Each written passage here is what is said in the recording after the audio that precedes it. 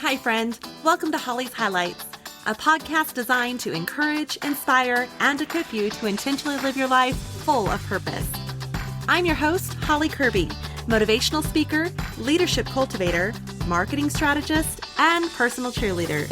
Let's check out today's highlight. Hope doesn't mean the pain never happened. It means it didn't break you. In Facelift Embracing Hope Through Your Heartaches, I share real stories of loss, healing, and the courage it takes to lift your heart again after life knocks you down. This message aligns deeply with the mission of my guest today, Bridle Up Hope, and I'm honored that during the month of March 2026, a portion of every Facelift book sold will support the powerful work they do. You can find Facelift at your local bookstore or online at Amazon and Barnes & Noble. Already have a copy? Would you please consider rating and reviewing Facelift so that the message may be shared with others? When you purchase Facelift, gift to a friend, or even leave a copy at your local coffee shop or other book exchange, you're not just choosing hope for yourself, you're helping pass it on to someone else. So thank you. Thank you for helping others have a lifting of their face. Today, I'm really honored to introduce you to someone whose work is rooted in hope, connection, and resilience. And it feels especially meaningful to be having this conversation here in March during Women's History Month. And as we recognize International Women's Day, a time when we celebrate the strength of women, but also acknowledge the very real challenges that they face. Research consistently shows that women and girls experience higher rates of anxiety and self-doubt, and that confidence gaps often begin at a young age. That's just one of the many reasons why the work my guest is doing matters so deeply. Nicole is passionate about leadership and personal growth, and she brings those values into every part of her life, from her blended family of 4 children and 2 grandchildren to the arena where she helps girls and women reconnect with their worth and rediscover their inner strength. Nicole is the director of Bridle Up Hope, an organization doing powerful, heart-centered work through equine-assisted learning and creating space for healing and confidence and transformation. As we move through the season of growth and renewal, I can't think of a better conversation to share, one that honors women's stories, their resilience, and the hope that is possible at every stage of life. Nicole, I'm so glad that you're here. Thank you so much, Holly, for having us on to share our story and our mission. We really are so humbled by this opportunity. Oh, absolutely. Absolutely. Now, for listeners who may not be familiar, can you share what Bridle Up Hope is and who you serve? Yes, so Bridle Up Hope is a girls and women's equestrian arena that has 3 pillars. So we teach equestrian training. So we have 19 horses here at headquarters. And then we teach the 7 habits for highly effective people. And then our third pillar is allowing our students to create community. So we invite them to come back to the barn to serve.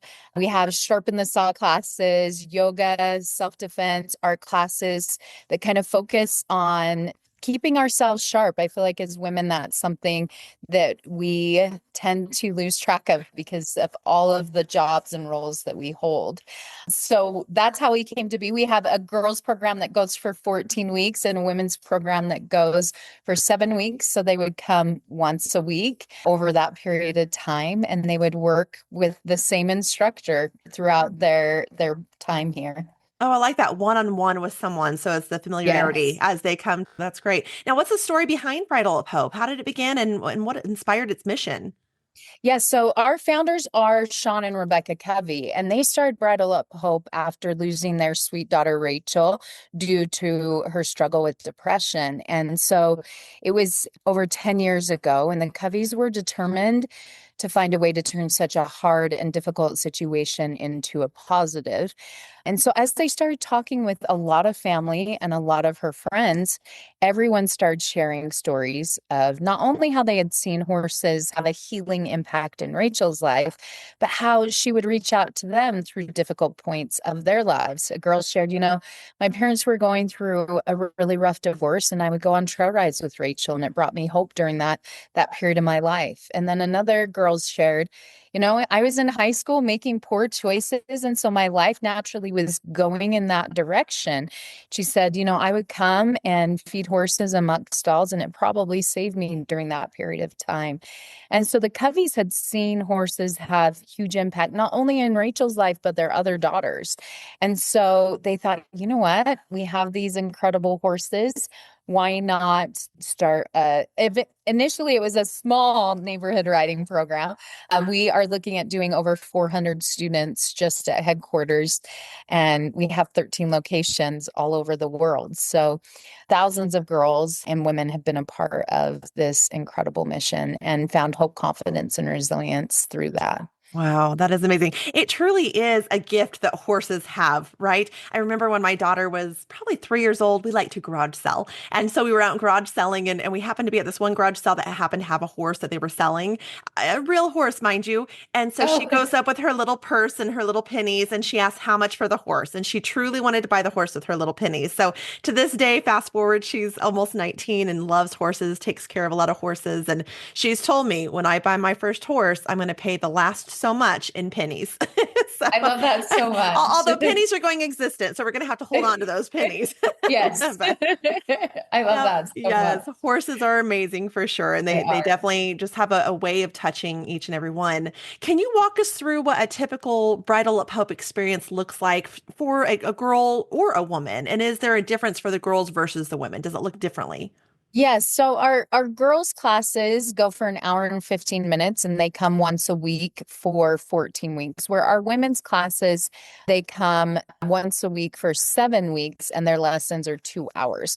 Quite honestly, the longer lesson time is due to the fact that as women, we just talk longer, and we're more open to the life skills, the 7 habits for highly effective people side of things, where our teens that we're sneakily weaving the habits in. Most of our teenagers who come for lessons, they're here for horses, not habits. Their parents are excited about the habits, but rarely are our teens saying, I am here for the life skills."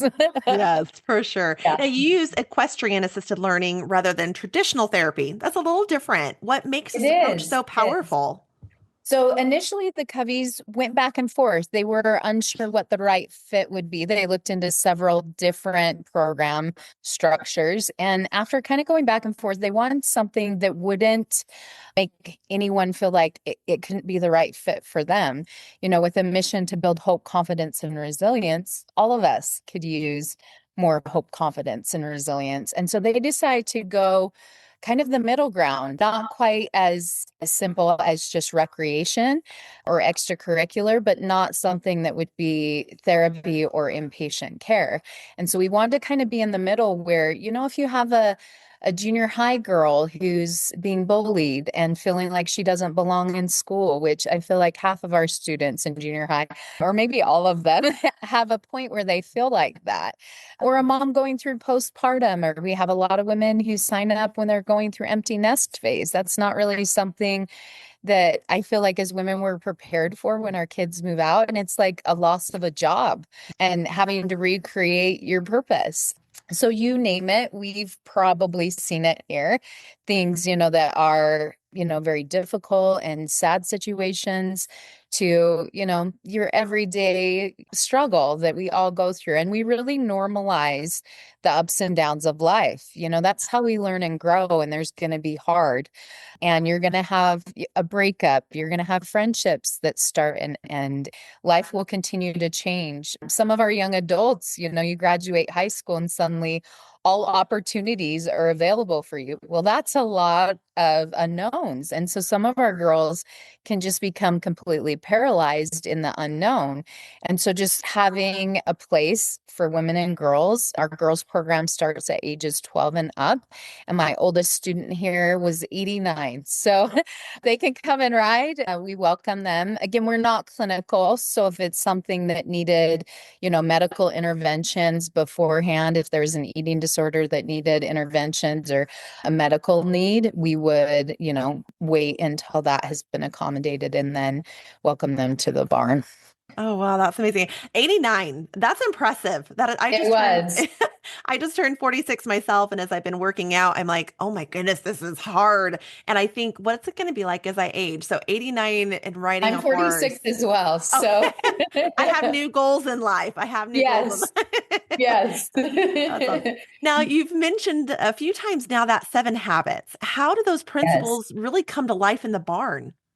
Yes. So the reason the Seven Habits became part of our equestrian program. So Sean Covey is the son of a very famous author named Stephen R. Covey.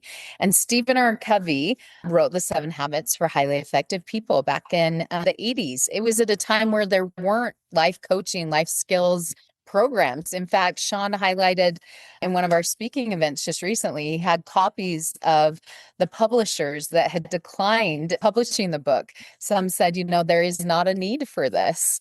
And so just kind of, fast forward, over 40 million copies and counting later, it has improved so many individuals' lives. And so, Sean as a child, he remembered thinking his dad's book was so boring. I think we all think our parents are boring. And so that's a common thing. So, every athlete, business, actor, anyone who is working to level up their life was using the seven habits. And so Sean thought, I am a, teen and I can't relate to this. So when he got older, he wanted to really focus on the fact that anyone can be a leader at any age. So he has a children's series and then he wrote Seven Habits for Highly Effective Teens. And he has a Leader in Me program through Franklin Covey that's in school systems all over the world. Sean will be teaching those seven habits in schools in Pakistan and then come back here and be in Utah and then, travel all over, all over. So watching it spread through the schools inspired Sean to say, you know what, why don't we incorporate this in with Bridle Up Hope and our equestrian program and see what happens? And it took off far beyond any of their expectations. Like I mentioned initially, it was supposed to be a small neighborhood riding program. They had 4 horses. We have 19 and counting now. Our goal was to do 100 lessons and then 200. Last year we had just over 300, and our goal this year is to do 410. And so we just continue to grow here. And then I'll kind of highlight some of our locations as well. So our most difficult location is in Chernihiv, Ukraine. We opened that right after the war started. And the way it came to be, it's such an interesting connection. So the Coveys had one of our locations in Mapleton. They have their own family foundation, and they had donated to help with some of the work going on in Ukraine, specifically to get therapists to some of the women and girls who had gone through a lot of war trauma. And so they had followed up and said, how is it going? How's the therapy? How are the women going? Because, they run our Mapleton location. And so they thought, it's the weirdest thing. These women and girls come to the locations where we have the therapist, and there's a fence and there's horses on the other side of the fence. And the girls will line up along the fence line where the horses will come up, and we feel like the horses are doing more therapy than the therapists are. And the Glenleys, who own our Mapleton location, thought, oh my goodness, you need to talk to the Covey family. And so I was out of town and I came back in town, and Rebecca came in my office, and a little bit of small talk. Me and Rebecca are kind of like rapid gunfire. We have so much going on and we're so excited and passionate about this mission. Rarely do we just sit around and have small talk. And so I thought, like, what's going on? What's going on? She's like, I think we should open a location in Ukraine. Now, given I had been watching the news, I had seen what's going on there, and I said, you know what? I feel like there's more immediate needs. There's a lot going on in Ukraine, and I feel like, heat and shelter and food are more immediate needs. And she said, you know what? There's a woman there. Her name's Natasha. She would love to hop on a call with us. Let's just have a chat with her. So a lot of my job here is to stay very mission focused. So I say no a lot. And so I thought, oh my goodness, I'm gonna have to say no to a location in Ukraine. And so when I got on this call, I was speaking with Natasha, incredible man named Andre, who currently is serving in the military in Ukraine. But I got on this call and I said the same thing, food, shelter. There's more needs there than horses right now. And she said, food will get us through the week, shelter will get us through the winter. But what the women and girls here in Chernihiv need is hope, and you have it. And so from that moment on, Rebecca's sitting off screen and just kind of looks at me and shrugs, like, what do you think? And since then, we've been all in. So they do just over 300 students there a year, women and girls with incredible situations. Our last graduation with them, they actually had some drone attacks going on, and so they ended up evacuating. And it was just watching the women and hearing them tell their stories and the hope that they find in such difficult points in their life have just been really inspiring to hear. And then, we have New Mexico, Las Cruces, New Mexico, and San Jose, California, and San Diego, California, and 4 in Utah now. And I'm just watching it continue to expand and grow. We have 13 locations. We have 4 more that should be starting here in the next 6 months or so. And so just our goal is to have 1,000 locations around the world and bring this mission to women and girls everywhere. Wow. What a goal. What a mission. That's awesome. That's awesome. I loved one thing that you said that I think can resonate with everyone, but especially leaders. And that is when you said you have a challenge of being mission focused. So you have to Right. say no a lot. There's a Yes. lot of wisdom in that for sure. And yet also just finding the right things that align with the mission, such as that one in Ukraine. That's amazing. Now, many girls and women today struggle with, and you mentioned many of the deeper struggles that women are having and facing over in Ukraine, but just over across the board, anxiety, self-worth, pressure. How does Bridle Up Hope meet them right where they're at? Yes, that's something that I really love about Bridle Up Hope, because any individual, I mean, you read our Google reviews, it sounds like we treat everything under the sun. I even had a woman whose Google review said we helped her find a husband. We don't actually have a dating system here in place, but for her, she worked on herself and she ended up becoming the person that she would want to marry. And so she ended up finding a spouse. It sounds like we treat everything under this. I've had school counselors call and, ask about our tutoring program. And so they just take these timeless life skills like being proactive, and then they incorporate the equestrian side of it. So be proactive, take charge of your horse, then take charge of your life. And so, these 1,000-pound plus animals, are very intuitive creatures. So they kind of work like a mirror and they reflect back what the girl is feeling and helps them to see themselves through these giant animals. And we have a herd that I always say that Bridle Up Hope has its own gravity. So I'm sure we are meant to be on this call today and share through you. But our girls, our horses, our women, they all come to the barn through that gravity, our locations. And so, they're coming and they're learning the life skills, the 7 habits, the teaching them how to sharpen their saw. That self-care used to be something I feel like specifically with women was kind of deemed selfish. Our role is to help support our spouses and our kids and our community and all of these different, avenues. But self-care, that is selfish, and some of it is ourselves, right? We kind of make others feel like they should feel bad if they're taking time to meditate, or going on a trip, a girls weekend, to kind of sharpen their saw. And really, we want to normalize that. Our best asset is ourselves, and so we want everyone to come back and reflect on themselves physically, spiritually, mentally, look at their relationships, look how they can be empowered in all 4 quadrants in their lives. And then we have a community aspect, which I mentioned, where our women can come and do service at the barn. They can do a yoga class. They can connect as a community. That's something that A lot of our participants who come, they're at a time in their life, whatever the reason, they're feeling like maybe they don't have a community. They're feeling disconnected. And so we called our barn family.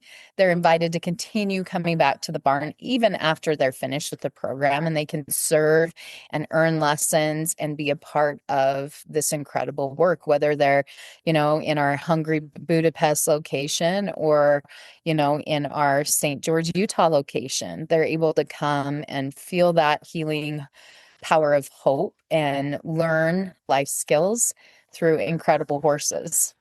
Now, you've mentioned several times just about kind of a shift that you see in the women, especially the one I think that caught me the most off guard was the woman who found the husband. So you Yes. never knew you were a matchmaker, right? But what kinds of other emotional or even confidence shifts do you most commonly see in your participants? I remembered having a student who came. She had a lot of things that were working against her in her life. She was in foster care. She did not speak English. She was on the autism spectrum, and they were trying to figure out where to place her, if it was going to be with a family or in a group home.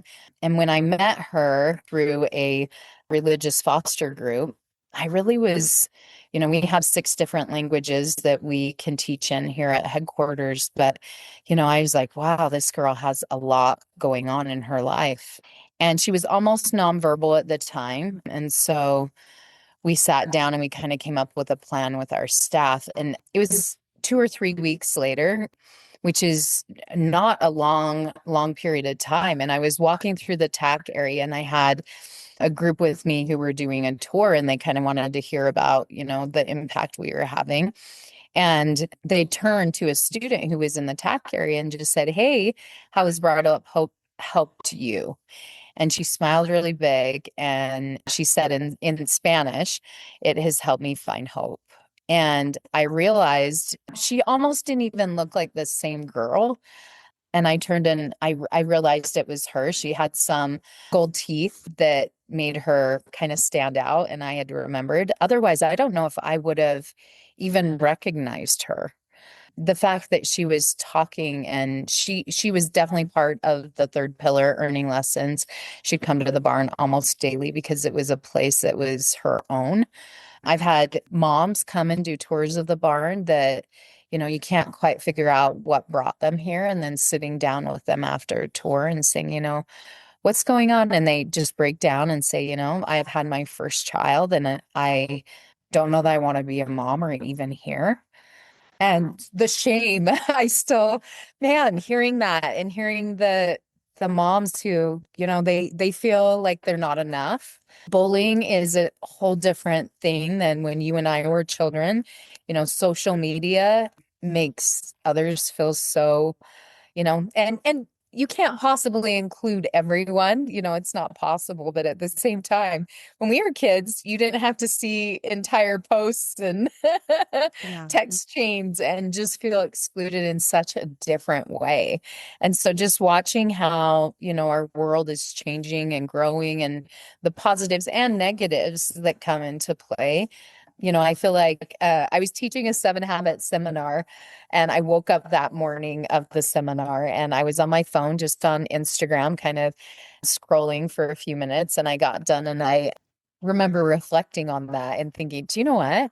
I just spent 30 minutes thinking of all the ways that I need to improve my life, from the shape of my eyebrows to the organization of my pantry to how I'm interacting with my spouse. I mean, just thing after thing after thing. I bought like something off of Amazon that someone had posted, and I was like, you know what? We are doing this to ourselves daily. And sometimes not even realizing we're doing it, critiquing ourselves. And all of us have, things we excel at, but we're comparing ourselves to everyone's strengths, which we can't all have everything be a strength, and the things that we are spending our time focusing on. For some reason, I have my cereal being poured out of one box into a Tupperware container, so my pantry looks extra nice. I mean, just so many things that we are trying to focus on while still holding all the many roles that we do as women. We are moms and we are sisters and we are daughters and we are spouses and we are community leaders and we have jobs. Women are working more outside the home than ever before and bringing so much value to the workplace, but also still holding all of the roles that we have. And I love that women can have it all, but also that comes with more. And so, yeah, I feel like you name it, we've had women and girls come, and some of our girls just show up. I love horses and I've been riding, and their parents are like, we just thought. I had a dad tell me after his daughter did the program that every girl before they start dating should do the program because learning to set boundaries with large animals will help them in the dating process. There's a lot of truth to that. It made me laugh, just such a Yes. father perspective of his Yes. daughter. For sure, for sure. Now, for someone listening who may be struggling silently, what do you want them to know about hope and about healing? First, they're not alone. They're not alone. I see application of application come through across my desk and read through them. And sometimes it looks like the same story over and over. And everyone feels alone. Everyone feels like they're not enough and that they're the only ones that are lacking community or going through illness or loss or yeah, you're not alone and you're okay right where you are. I personally rode here at Bridle Up Hope, and it gave me such a testimony of their program. I was in the for-profit world, so I was in the mortgage industry before coming to Bridle Up Hope. Very different than nonprofit. It was like heels and skirts versus boots and jeans. So very, very different world. And I ended up switching over just because I believed in their mission. I experienced it firsthand and just watching it expand and grow to those who need it. I tell all of our new locations that it will go quicker than they're expecting, and they will meet people and they will find horses and they will create community that, you know, they didn't even anticipate happening. Yeah. Now, how does the community support you, or whether it be through volunteers, donors, partnerships? What does that look like? So many different ways. We have businesses who will come and do service projects. We have donors who will donate to our scholarship program in all of our different locations. All of our locations are independently owned and operated.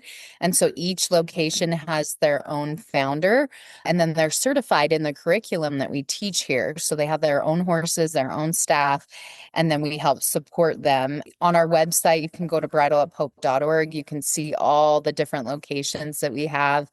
I think all of them really have their own style, their own uniqueness. I always tell them not to compare because when we first started, we had leased stalls at a different barn that we didn't own with horses.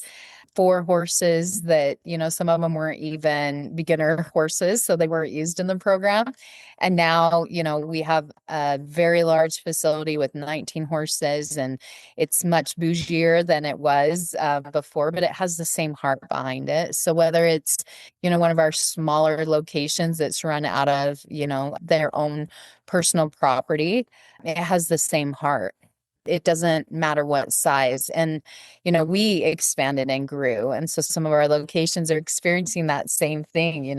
All of our locations have had wait lists, and some of them did not anticipate that so quickly. So it's really an amazing thing to be part of. So the community, I have businesses who donate to our scholarship programs. We offer partial scholarships based off of household income, and we have our participants pay what they're capable of paying.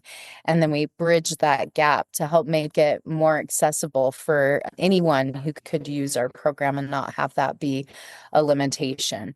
And then we just create a place that they can belong. Our parents don't get to watch their daughter's lessons. We want them to feel like this is their personal space. And that's such a fun time of life as teenagers. Sometimes our girls are really attached to their parents, and others are like, please pretend you don't know me. Teenage years are a weird time, right? Sometimes that happens in one day. And so really giving them a space that they can see as their own, and then creating an environment where they can build hope, confidence, and resilience and keep pivoting back to.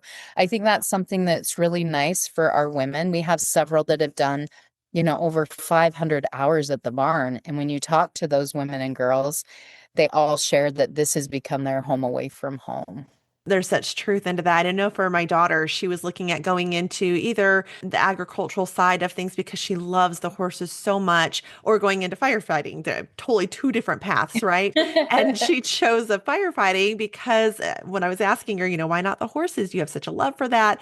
She said, I want that to stay my passion. That was her outlet. That's her home away from home. And she does that often. She takes care of several horses, but I love it when she invites me, just as she did the other day, to come with her. And I just love to, whether it be a part of it when she'll let me feed the horses, I love that part. So fun. But even more so, I love watching her and the work Mm, ethics that she has within caring right, for those horses and cleaning out the stalls, and the strength that she has, the resilience that I see in her through that. And it's a beautiful, beautiful thing what you are gifting to women, young and seasoned as well. And the accessibility that it sounds like you are right. providing and is so important to your mission. You mentioned that you have four more growing here soon. Are they going to be in Utah? Are they going to be outside of Utah? Can you give us an inside peek at Um, that, or not yet? I can't yet, No worries, but no worries. it will be outside of Utah. We have Okay, one more that will be in Utah, and then the okay. others are going to be out of state. That's exciting. Some a couple out of country that we're talking with. Well, So that in itself should give excited. hope to listeners that if they're not here in Utah, there could be one coming near them. So to Well, check and out if your they website. have a connection with a barn or Okay. facility, or know someone in their area that could be a good fit to be part of our mission, our locations find us just like our students do. And so, yeah, we definitely are looking for barns. The goal, like I mentioned, 1,000 locations. That's a lot of locations, but we want wherever a girl or woman is to have access to this. We've even spoke with locations in India where, it's going to be a slow process because women don't ride horses in India. Some of these different demographics that we're having conversations with, we're waiting to hear, how can we make this work, and having conversations around, oh, we're going to have to train women to be equestrians because this is something culturally that isn't really a thing yet. And being part of that, being part of empowering women across the world through these magnificent animals really is just such an honor. Yes. What have you personally learned from watching women and girls go through this program? Yeah, so each participant has their own story, which I love so deeply. But I think honestly that we're more alike than we think. We all have similarities that, speaking with our participants in Ukraine, like I see myself in them. They're going through such hard things, but also, talking to a woman who's my age demographic and then hearing her say, I've discovered that I have worth even though I'm getting older. I kind of felt like I was winding down, and now I'm seeing it as winding up to a different chapter. No, that's something just I love, is that it meets them where they are and then expands where they are. I've had a woman who I met at the barn. She was living in her car with two kids. So she was homeless, and her daughter ended up doing the program, and they were able to find housing. And she had been in foster care, and her kids had kind of been in and out of foster care, and just helping navigate that with her. This became a community. She had never really had a family. She aged out of the foster care system, and then that's a cycle that often can repeat itself. And then she ended up, creating healthier habits and skills and empowering her and helping her grow, and then watching it trickle into her daughter, who's now, taking those life skills and being empowered. And, they'll send me messages every, so often. I won't hear from them for a while because they've moved kind of farther from our barn. But I'll get a text saying, hey, we just bought our first home and we can thank you enough. And, pictures around their Christmas tree saying, I want you to know that these life skills have followed us. And it's not perfect. That's the other thing that we try and normalize is, life isn't perfect. Some of our girls were just arming them with tools to go navigate difficult situations that are part of their lives, whether it's the fact that, grandma and grandpa are raising the girl because, her parents have passed away. And so this is, and the grandparents are getting older and they aren't really, in the stage of life to be parents. And so navigating that or, just teenagers are so hard. And being a Amen. and a girl can be so hard. So just letting them know that they're okay right where they are. And I feel like for Bridle Up Hope personally, Bridle Up Hope taught me to be an advocate and a friend to myself. Something I didn't even fully realize I was lacking until I learned how to do it for myself, to become an advocate for myself, to give myself some grace for heaven's sakes. I can remember my instructor talking with me and being like, hey, you need to seek to understand yourself as well. You need to sit in it like you would a friend. You treat yourself at a very different level than, you treat someone else who was in your same situation or going through what you're going through. And that just resonated with me. And I've carried that with me. And I wish I would have learned it when I was younger, but learning it in my, late 30s, it's been a huge resource for me. And you're going to spend a lot of time with yourself. So if you can't take a break, you can't, go to the other room and get away from yourself. So being able to use that as a resource was my biggest takeaway. That's beautiful and such meaningful work that you're a Mhm. part of. And what a blessing that Yes. you get to even see that through even those texts and those pictures. Now, for parents, mentors, leaders, those who want to have such a meaningful impact and help women in general, young or seasoned, whether it be to build confidence or just resilience, what advice would you give to them? I think just being there to be a support, just sitting in it, letting them share without judgment or even advice. Sometimes just being a sounding board for someone can be such a great tool to let someone feel seen and heard and acknowledged. I think that is the biggest thing that we can have. And I think a lot of what our instructors do is they just hold space for their students. They hold that space so that they have a safe place to come and share, and then incorporating the life skills to our magnificent herd of horses really has just helped so many. Yeah. Yeah. Now, we touched on community support a little bit there, but how can listeners get involved or even support Bridle Up Hope in addition to what we discussed a little bit ago with the community support? How Yeah, can they reach out? it varies so much, but if you go to our website, bridleuphope.org, there may be a location near you that you want to support, whether that's with donations or a girl who referrals is huge. If you own a business or work for a company, that could be a resource. Introducing people to Bridle Up Hope.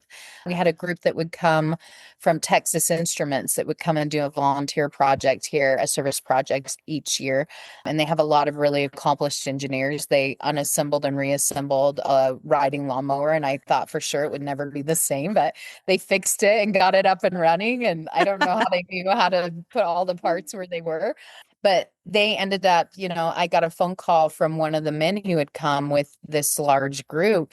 And he just gave me a call and he said, hey, I honestly never thought that I would need your resources, but would you mind if I brought my wife by? And she's lost her mother recently and she's grieving like I never thought she could grieve. She's just not able to move past that or to find any hope in that loss. Mm. And so she came and it was a healing process for her. And so we're really careful not to tell our participants like what it's supposed to look like because again, it's theirs to use and they use the habits in their lives specifically for that situation, which is why our Google reviews sounds so varied. It sounds like we're helping everyone in everything.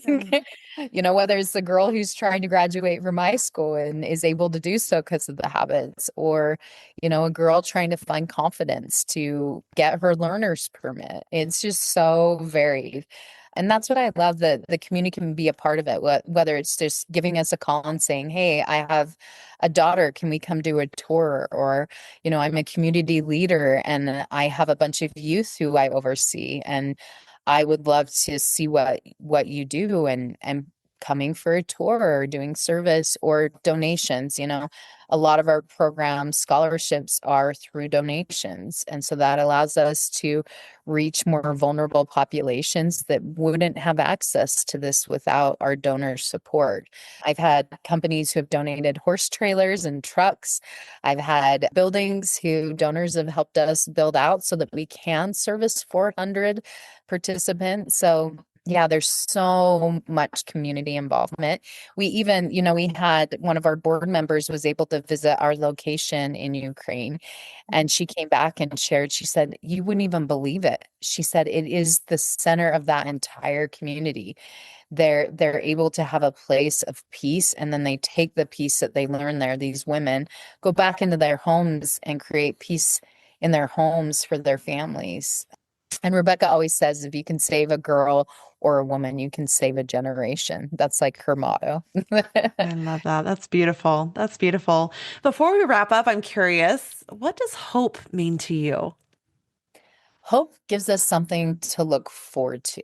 When we're feeling hopeless, I feel like it's really difficult to move forward. And I Hmm. know that there's been moments in my life where I felt like I was on my knees, and through faith and through building out myself, you have to get back up. And I feel like hope is a verb, like there's action behind it, right?